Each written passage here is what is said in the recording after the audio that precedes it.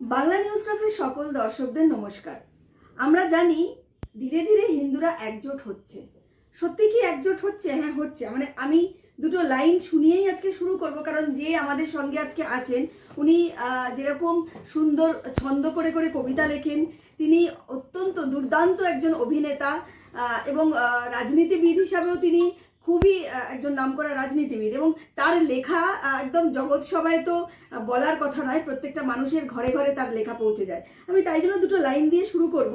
যেহেতু হিন্দুরা একজোট হচ্ছে, বাঁধো সকল রাধাকৃষ্ণ জোট, মারিয়ে পায়ে উড়িয়ে ধুলো তৃণমূলী ঘোট, মুখে হরিনাম সংকীর্তন 2026 হবে তৃণমূলের পরিবর্তন। সত্যি কি তৃণমূলের পরিবর্তন হবে? আমরা কথা বলবো। আমাদের সঙ্গে আজকে আছেন একদমই অভিনেতা এবং রাজনীতিবিদ রুদ্রনীল ঘোষ। রুদ্রদা নমস্কার। 2026 এই যে হিন্দুদের জোট, মমতা বন্দ্যোপাধ্যায় কি এই জোট থেকে বা এই একজোট হয়ে যে পথে নামা ভয় পাচ্ছে? পরিবর্তন কি হবে? দেখুন, মমতা বন্দ্যোপাধ্যায় ভয় অনেক আগেই পেয়েছেন, এবং ভয় পেয়েছেন বলেই তিনি শুধুমাত্র দুর্নীতি, ক্রিমিনাল এবং পুলিশ এই তিনটেকে ব্যবহার করে গর্ত হয়ে যাওয়া মেঝের ওপরে একটা মিথ্যের কার্পেট বিছাবার চেষ্টা করছেন। যার সর্বশেষ আজ অবধি যখন কথা বলছি উদাহরণ হচ্ছে তিনি নির্বাচন কমিশনে কি কি করলে ভালো হয় শেষ লগ্নে এসে একটা চিঠি চাপাটি করেছেন এবং সেই চিঠি সমক্ষে প্রকাশ করছেন। কোনজন? যিনি এর আগে এসআইআর হতে দেব না সংবিধান বিরোধিতা করে তিনি মঞ্চ থেকে ঘোষণা দিয়েছিলেন এবং বিভিন্নভাবে মানুষকে তিনি এসআইআর হলে কি কি সর্বনাশ হয়ে যাবে এই সমস্ত ভয়টয় দেখাচ্ছিলেন।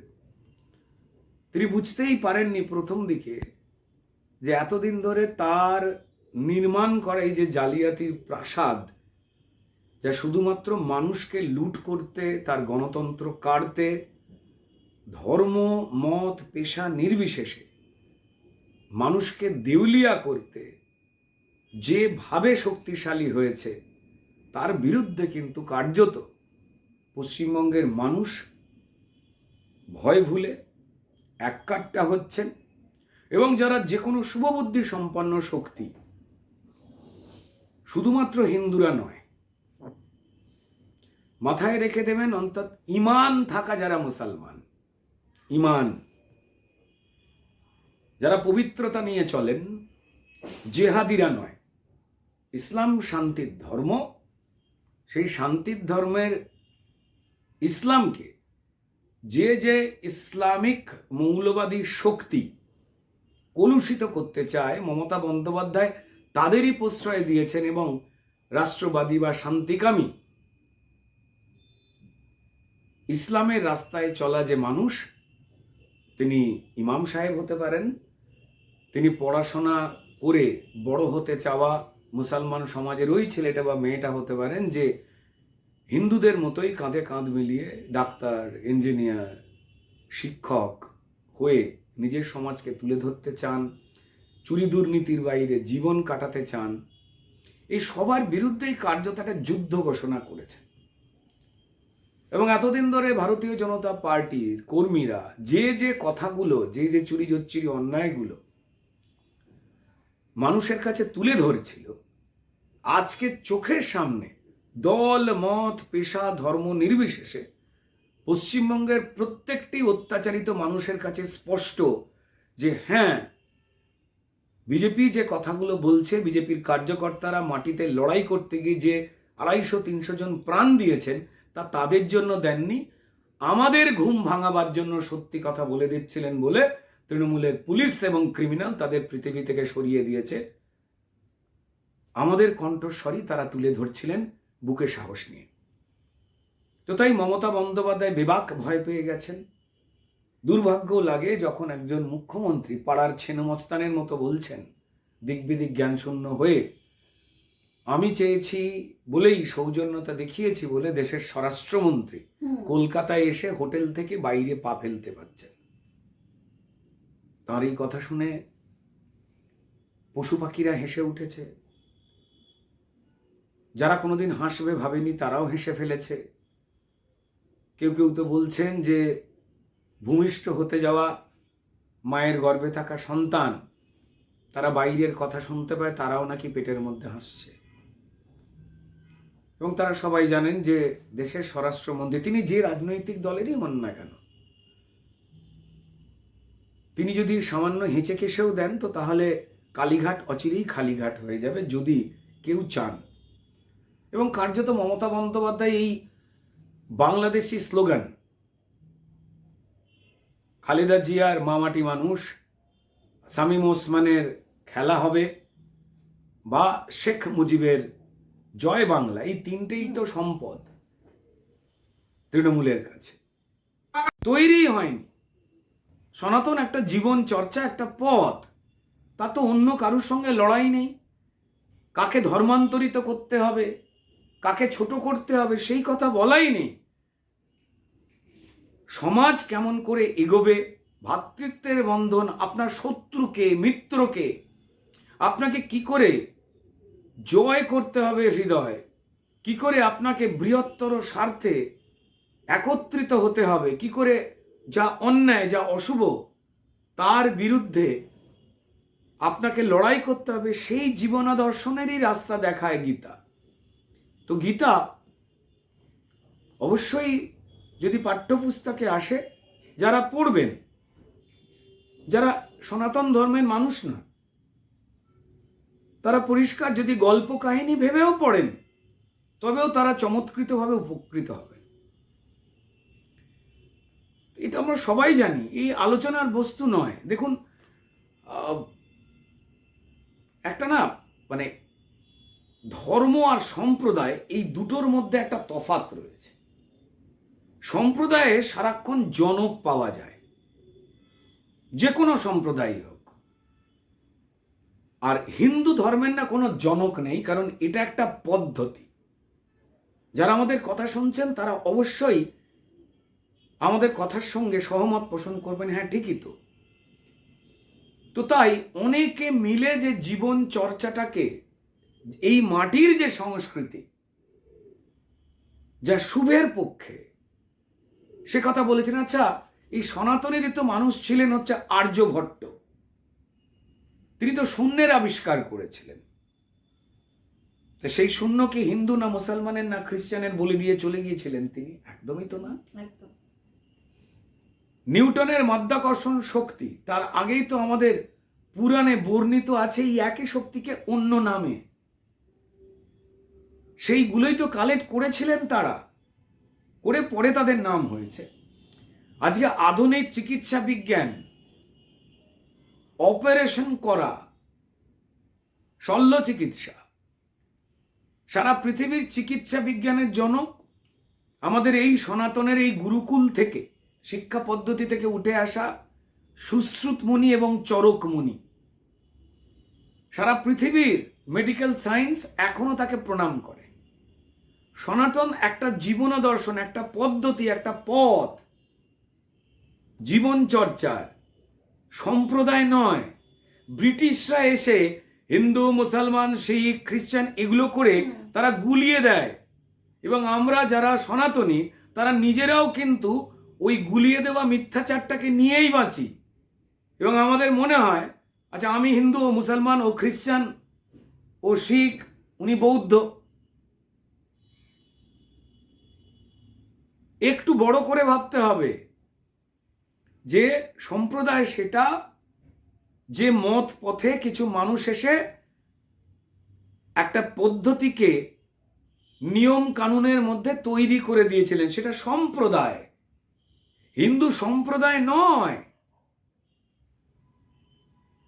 দেখুন, আমি কথা বলছি, আমার কথা শুনে অনেকেই হ্যাঁ বলবেন, কারণ তারাও এটা আমার পড়াশোনা করতে করতে আমি শিখেছি। সবটাই আমি জেনে বড় হয়নি তো। আমরা বড় হয়েছি, জন্মেছি 34 বছর ধরে বাম শাসনে, একদম, যেখানে ধর্মীয় হিন্দুদের উৎসব দুর্গা পুজোটাকে তারা দুর্গা উৎসব বলে ফেস্টিভ্যালে ঢুকিয়ে দিতে চেয়েছে, অর্থাৎ নাস্তিকতার মোড়কে মুড়ে দিতে চেয়েছে। এটা মজা করার জায়গা, জামা কাপড় পরার জায়গা, দারুণ দারুণ খাবার খাওয়ার জায়গা। আর একটা ঠাকুরের একটা কি পুতুল বানানো হয়, এই ধরনের ধারণা তৈরি করার চেষ্টা করেছিল বামপন্থীরা। তারা যখন হিন্দুদের সঙ্গে কথা বলেন তারা নিজেদের নাস্তিক বলেন, কিন্তু কোনো মুসলমান সম্প্রদায়ের ভাইদের পাড়ায় বা খ্রিস্টান সম্প্রদায়ের ভাইদের পাড়ায় গিয়ে নিজেদের একদম নাস্তিক বলেন না, বলেন জানেন তাহলে গায়ের চামড়া গায়ে থাকবে না, গুলিয়ে দিয়েছেন। আমরা সেই সময় ক্রমাগত বলা মিথ্যেগুলোর, রোজ মিথ্যেগুলো বললে যেমন সত্যি অনেকে ভাবতে বাধ্য হন, আমরাও তো ভুল পথে পরিচালিত হয়েছি। আপনারও ছাত্র জীবনে, আমার ছাত্র জীবনে, আমাদের যা বয়স, তাদের তৈরি করা ইতিহাস, রমিলা থাপারদের লিখে দেওয়া ইতিহাসটাকেই আমরা সত্যি বলে বুঝতে বাধ্য হয়েছি। ভারতবর্ষ থেকে স্বাধীনতার পরে মোহাম্মদ আলী জিন্নারা তারা হঠাৎ করে বললেন মুসলমান আর হিন্দুরা থাকতে পারবে না একসঙ্গে, আলাদা দেশ চাই। কে সমর্থন দিয়েছিলেন তাদের? এই কমিউনিস্ট পার্টি। তাদের সাপোর্টেই বাংলা তৈরি হয়েছিল পাকিস্তান। তার বাংলাকে পূর্ব পাকিস্তান বানাতে হবে, তারা আবার মুসলিম লীগকে সাপোর্ট দিয়েছিল এই কমিউনিস্ট পার্টি। তারা হিন্দু ধর্মের বিরুদ্ধে, কারণ হিন্দু ধর্মে যে ধর্মাচরণে পরিষ্কার অন্যকে আঘাত করার কথা লিপিবদ্ধ করে কখনো বলা হয় না। বলা হয় না যে ধর্মান্তরিত করলে তুমি বিরাট পুণ্য অর্জন করবে। দেখুন, সনাতনের এই টানেতেই তো পবিত্র কুম্ভ বলুন বা এবারে হওয়া মহাকুম্ভ বলুন, সেখানে সব ধর্মের মানুষ সারা দেশ থেকে এসে স্নান করেছেন। আর মমতা বন্দ্যোপাধ্যায় বিধানসভায় দাঁড়িয়ে হিন্দু সনাতন ধর্মের একজন মানুষ হয়ে গিয়ে তিনি বলেছেন যে ওটা নাকি মৃত্যু কুম্ভ। সারা পৃথিবী পাগল। আদিতম জীবন চর্চার পথ হচ্ছে সনাতন। তো এটার সঙ্গে অন্য কোনো সম্প্রদায়ের তুলনা করাটাই অদ্যপান্ত ভুল। তারা পরে এসেছেন, কিছু কিছু মানুষ সেটা তৈরি করেছেন। আপনি যীশুখ্রিস্টের কথা বলুন বা আপনি নবী মোহাম্মদের কথা বলুন, তারা তৈরি করেছেন একটা। তার আগে তো আরবে লাত, মানাত, উজ্জা, এই তিনজন দেবীর তো পুজো হতো। মোহাম্মদ সাহেবের পরিবারেও তো মূর্তি পুজো ছিল। তারপর তিনি নিজে অন্য একটা ভাবনা চিন্তা থেকে, অন্য একটা দর্শন থেকে তিনি আর একটা ধর্ম তৈরি করলেন। যেমন আমি আমাদের যদি গৌতম বুদ্ধের কথা বলি, তিনি তো সনাতনেরই মানুষ। তারপর তিনি সেখান থেকে আর একটা স্পিরিচুয়াল অন্য পথের তিনি সন্ধান নিয়ে এলেন। আমাদের ভগবান শ্রী চৈতন্য দেব, বৈষ্ণব ধর্মে সব তো সনাতনেরই রূপ। গুরু গোবিন্দ সিং জি, রূপটা তো একটাই, সেটা তো তা তো সনাতনের মধ্যে পড়ছেন। তো কখনো তাদের বিরুদ্ধে বিক্ষোভ, বিদ্রোহ এই কথা আমরা বলবো কেন? বা আমাদের ইসলাম ধর্মের যে ভাইরা রয়েছেন, যারা অধিকাংশই ধর্মান্তরিত, আগে যারা এই মাটিতে যারা হিন্দু ছিলেন, কেউ ভয়েতে, কেউ ভক্তিতে, তারা ধর্ম গ্রহণ করেছেন, ভালো। তো এই গুলিয়ে দেওয়ার বিষয়টা থেকে সরে আসতে হবে, সত্যিটাকে জানতে হবে। আজ আমাদের হাতে অ্যান্ড্রয়েড আছে, আমরা শুধু যদি রিলস বানাই তো তাহলে আমরা নিজেকে পেছাবো, আমরা রিলসও বানাবো। আর আমাদের জীবনে বাস্তবে যে রিলসগুলো চলছে সেটা কোন মিথ্যের ওপর দিয়ে সেটা জানবার জন্য আমার কাছে তো গুগল রয়েছে, আমার কাছে তো চ্যাট জিপিটি রয়েছে, আমার কাছে তো ইউটিউব রয়েছে। আমরা অনায়াসেই টাইপ করব, জেনে যাব। এই ফুরফুরা শরীফ যে জায়গাটা, তার আগের নাম ছিল বালিয়া বাসন্তী। এই জায়গাটায় বাগদি রাজারা থাকতেন, ধারা তাদের টাইটেল ছিল। কোথায় গেলেন তারা? জানতে হবে তো। সব আছে, আমরা ব্যবহার করব না, নাহলে তো কিছু মানুষ গুলিয়ে দেবেন। তো গুলিয়ে কি যাচ্ছে না? কারণ এই গীতা পাঠের যে ব্রিগেডে হলো সেই ঘিরে প্যাটিস কাণ্ড ঘিরে যেভাবে আবার আক্রমণাত্মকভাবেও এলো, যে কুলাঙ্গার মানে কোট আনকোট যিনি বলে ফেলেছেন, মানে তিনি কি হিন্দু ধর্মের সেই হিন্দু ভাইদেরকেই কুলাঙ্গার বললেন? আমরা তো সবাই সেই হিন্দু সনাতন। দেখুন, প্রথম কথাটা হচ্ছে যে হিন্দুরা, আপনারা আমার ছোটবেলায় বা আমাদের কথা যারা শুনছেন, আমরা ছোটবেলাতে হরিনাম সংকীর্তনের দল দেখতাম না, যে সকালবেলা আসছে পাড়াতে বাড়িতে একটু চাল চাইতে বা কীর্তন করতে করতে চলে যাচ্ছে। তারা কোথায় চলে গেল? কে আটকে দিল তাদের? ভাবুন, এটাই ছিল আমাদের সংস্কার, আমাদের সংস্কৃতি। সেখানে কাউকে মারধর করা, কাউকে অত্যাচার করা, কাউকে কলুষিত করার কোনো কথা নেই। যে যার মতো করে থাকবে, সেটাকে বন্ধ করে দেওয়া হলো। আমার বাড়ি হাওড়ার রামরাজাতলায়। ছোটবেলার মায়ের কোলে, এখন আমার বয়স 50, ছোটবেলার মায়ের কোলে করে গিয়ে 20-30 ফুট উঁচু রামের মন্দিরে প্রথমে হনুমানজিকে আমরা পদ্ম ফুল দিতাম, পুজো দিতাম, প্রসাদ দিতাম। তারপর ভগবান শ্রী রামচন্দ্রের কাছে রাম, লক্ষ্মণ, সীতা, তাদের সামনে গিয়ে আমরা পুজো দিতে পারতাম। জায়গার নামই রাম রাজাতলা। কেউ কেউ এই যে ব্যাখ্যা করেন নাকি রাম এখানের নয়, সংস্কৃতি নয়, এই কিছু বামপন্থী হাম্মক রয়েছেন, অশিক্ষিত। সম্প্রতি মদন মিত্র কিন্তু বলেছেন। না না না না, দেখুন, মদন মিত্র কি বললেন? তিনি বলেছিলেন যে রাম ইসলাম ধর্মের মানুষ। এরপরেও যে উনি সুস্থ শরীরে রয়েছেন, হিন্দু মুসলমানরা তাকে গিয়ে যে নেমন্তন্ন খাওয়াননি বাড়িতে। মানুষ দিয়ে মানুষের আশীর্বাদ আছে তার মাথার উপরে। মমতা বন্দ্যোপাধ্যায়কে যদি আপনারা মুখ্যমন্ত্রী না ভেবে মানুষ ভাবেন, তো তাহলে হ্যাঁ, তার আশীর্বাদ তো আছে।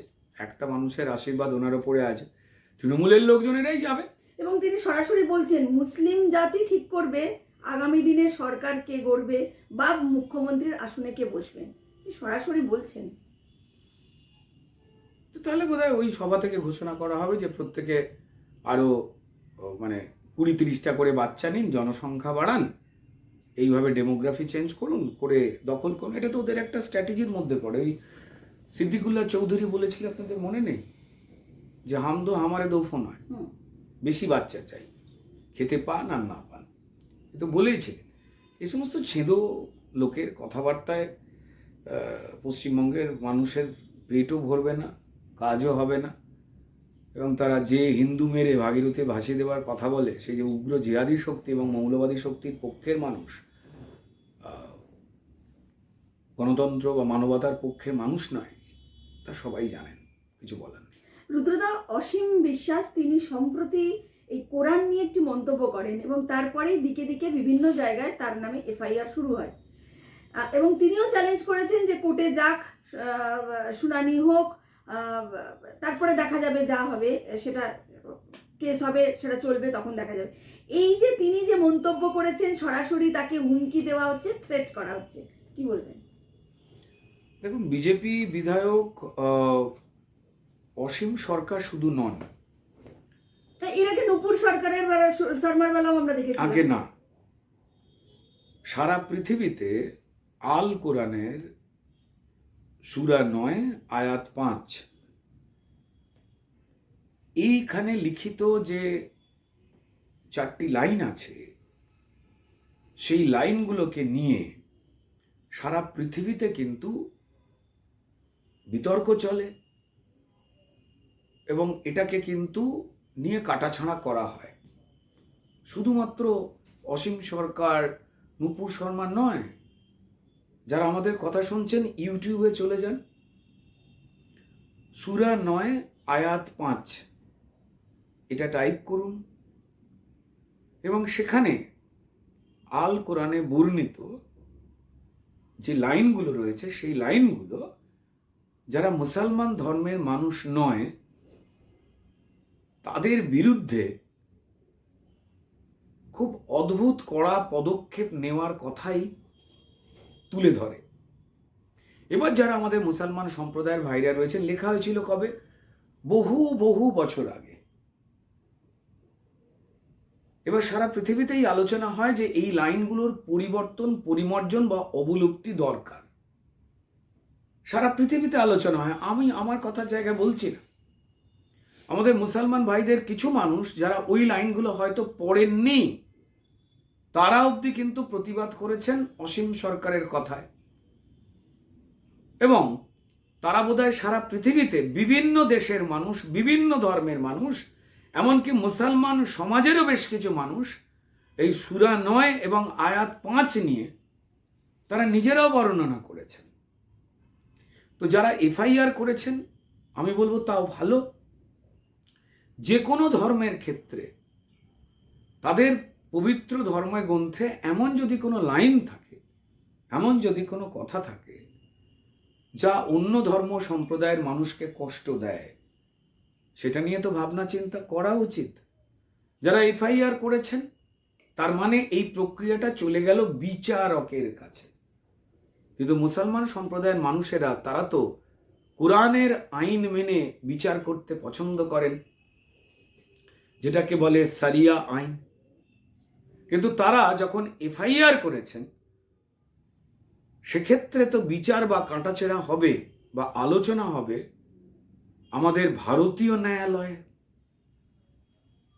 চাই সেটা সামনে আসুক, দেখা যাবে তাহলে যে অসীম সরকার যে দাবিগুলি করেছেন, বা সারা পৃথিবীর বিভিন্ন ধর্মের মানুষ, আবার বলছি, আপনারা গুগলে গিয়ে, আপনি হিন্দু হন, মুসলমান হন, যে ধর্মেরই মানুষ হন, আপনি গুগলে গিয়ে বা ইউটিউবে গিয়ে এই সূরা 9 আয়াত 5 সেই সম্পর্কে টাইপ করুন, পড়ুন, জানুন, তারপর কথা বলবেন। ভালো, এফআইআর যখন হয়েছে তো তখন তো কাটাছেঁড়া হবে। যদি এটা শান্তির বাণী হয়ে থাকে তো তাহলে নিশ্চয়ই আদালত অসীম বাবুর বিরুদ্ধে কড়া ব্যবস্থা নেবেন। কিন্তু অসীম বাবু যে কথাটা বলছেন, বা সারা পৃথিবীতে এই সূরা 9 আয়াত 5 নিয়ে বিভিন্ন ধর্মের মানুষেরা, বিভিন্ন পণ্ডিতেরা ধরেন, সেগুলো যদি ঠিক হয় তো তাহলে সেটা কি আমাদের মুসলমান ভাইদের জন্য একটা অস্বস্তিদায়ক ঘটনা হবে না? আমার মনে হয় এটা আলোচনার মধ্যে মিটিয়ে ফেলা উচিত। নাহলে কি বলতে কি বেরিয়ে পড়বে এটা তো খুব বোঝা মুশকিল। আমার দেশে যে মুসলমান ধর্মের আমাদের ভাইরা রয়েছেন, তারা তো আরব দুনিয়ায় জন্মাননি। ইসলামের জন্ম হয়েছিল মরুভূমির দেশে আরবে। পবিত্র নবী মুহাম্মদ সাহেব, তিনি এই ধর্মের সূচনা করেছিলেন, কথা লিখেছিলেন, এবং তারপর বিভিন্ন ঘটনার মধ্যে দিয়ে বিভিন্ন দেশে সেটা ছড়ায়। প্রায় বোধহয় 1400 বছর আগে আরবের মাটিতে এই ইসলামের জন্ম হয়। তার আগে আরবের মাটির মানুষেরা, আরবের বালির মানুষেরা সেখানে মূর্তি পূজাই করতেন। তাদের দেবীর নাম ছিল লাত, মানাত আর উজ্জা। আপনারা গুগল বা যদি ইউটিউব খোলেন, তথ্য প্রমাণ সহ দেখে নেবেন। এবার তারপর পবিত্র মোহাম্মদ সাহেব, তিনি ইসলামের ভাবনা নিয়ে আসেন। তাদের ধর্মের ঈশ্বর পবিত্র আল্লাহের কথাবার্তা, তার বাণী, সেইটা তিনি বলেন, এবং যেটা তারপর কোরআন হিসেবে লিখিত হয়, এবং তারপর তার তর্জমা বা ব্যাখ্যা করতে গিয়ে হাদিস বা এই ধরনের সূরা হাদিস হয়ে গিয়ে এগুলো আস্তে আস্তে ব্যাখ্যাগুলো বেরোয়।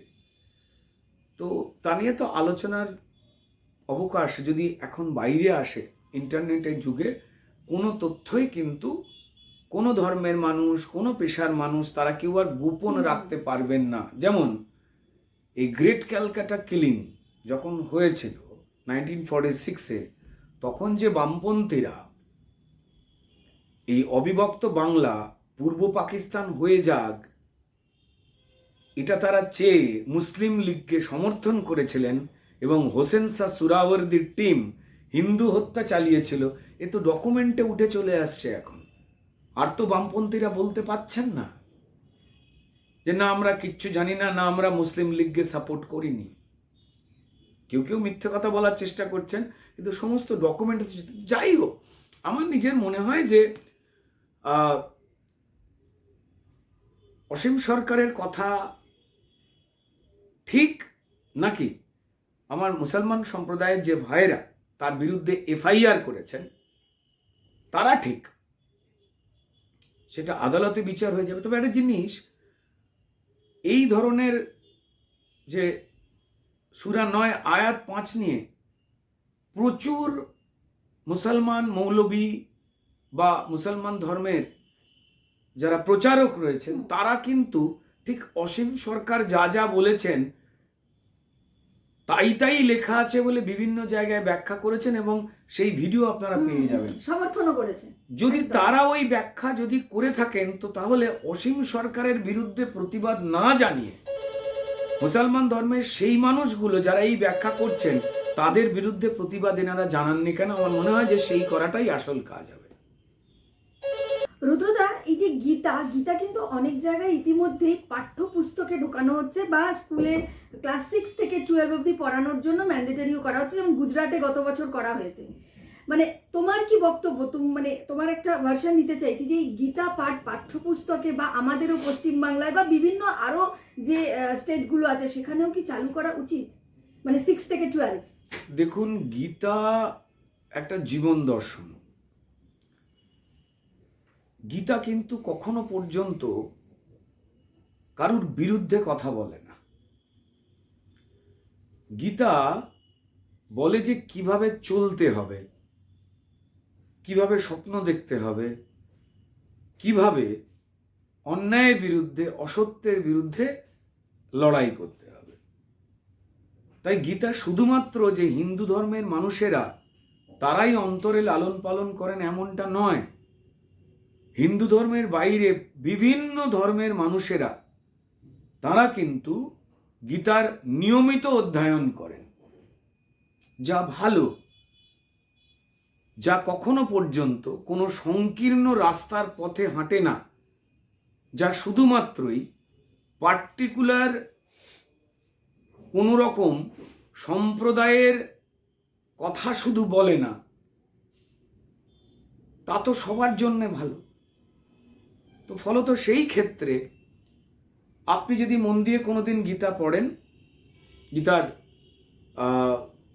বাংলা অনুবাদও রয়েছে বা যে যে ভাষাই রয়েছে, তারা কেউই বার করতে পারবেন না যে গীতাতে অন্য ধর্মের মানুষকে অত্যাচারের কথা বলা রয়েছে, অন্য কোনো ধর্মকে ছোট করে কথা বলা হচ্ছে। তার কারণ সনাতনের যখন জন্ম হয়েছিল, পৃথিবীর আদিমতম ধর্ম, আদিতম একটা পথ,